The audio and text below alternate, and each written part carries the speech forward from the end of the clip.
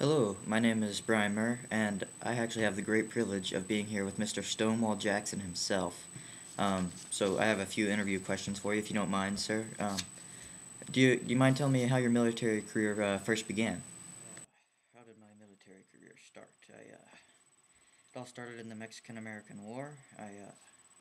I joined the U.S. Artillery. I was a second lieutenant at that point. And me and Mr. Robert E. Lee, we actually met up there. I later served in the war with him. He is a great friend of mine. And yeah, I guess that's how it all started in the Mexican-American War. And why did you decide to join the Confederate States of America instead of the Union? Ooh, that was in 1861. It's a long time ago.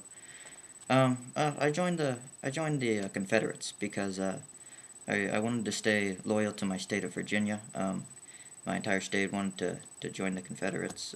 They wanted to withdraw and secede from the Union. So I love the national government, but I was wanting to show my state my loyalty. So I stayed with them. What was the first battle you ever commanded as a Confederate officer? That was the first Battle of Bull Run. And is this the place where you got the nickname Stonewall? Yes, you are correct. This is where I got the name of Stonewall. I'll tell you a little story. Yes, it was at in Manassas, where the Battle of Bull Run took place.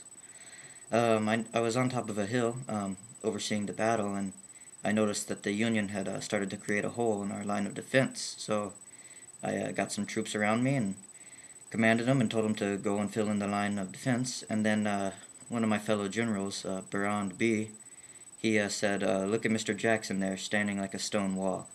And after that, the nickname just kind of stuck. So I kept it, and that's what people call me today. What would you say the best, most successful battle you ever commanded was? The most successful battle I think I ever had was the Battle of Chancellorsville. This was in May of 1863. Here I faced off against Mr. John Hooker. He's my all-time rival of the Union. Here, me and my troops, we managed to create so many casualties within just a few days that we actually forced them to retreat. So I guess you could say we won the battle within a couple of days. It was less than a week.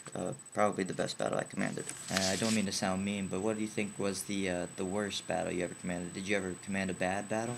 I liked your first question better. I don't like talking about my failures, but I will tell you that the Battle of 7 Days is probably the worst battle I commanded.